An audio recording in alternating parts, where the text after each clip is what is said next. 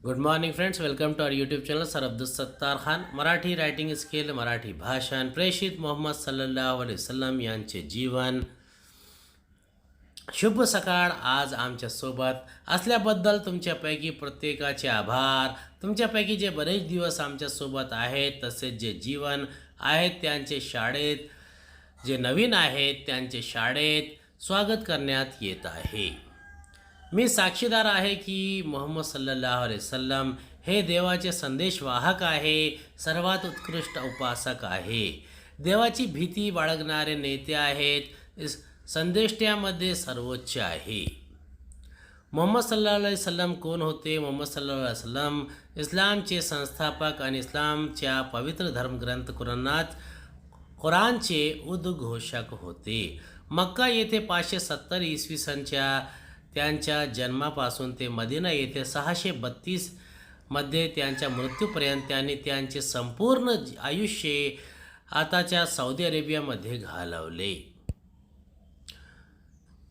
मोहम्मद सल्लल्लाहु अलैहि वसल्लम इतर कोणत्याही व्यक्तीपेक्षा अधिक दयाळू होते. ते एक पैगंबर होते ज्यांना अल्लाहने उठवला होता, जो सर्व प्राणीमात्रांचा निर्माता आणि पालनकर्ता आहे. चेतन प्राणी, मानवजात आणि जिन यांच्या मार्गदर्शनासाठी आणि आनंदासाठी आणि अस्तित्वाच्या सुसंवादासाठी. त्यामुळे हजरत मोहम्मद सल्लल्लाहु अलैहि वसल्लम स्वतःसाठी नाही तर इतरांसाठी जगले. ते सर्व जगासाठी दयावान होते.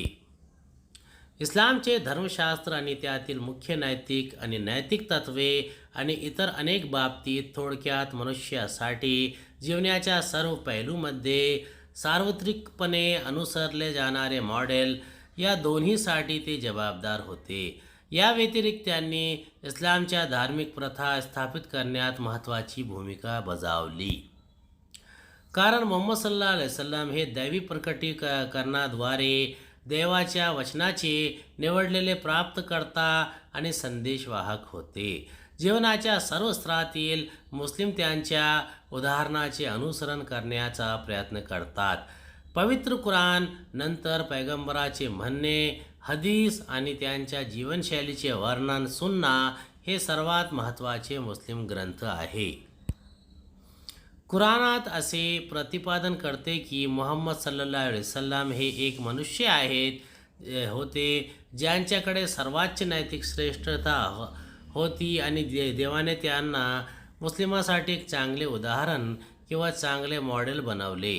कुराण 68:4 आणि 33:21.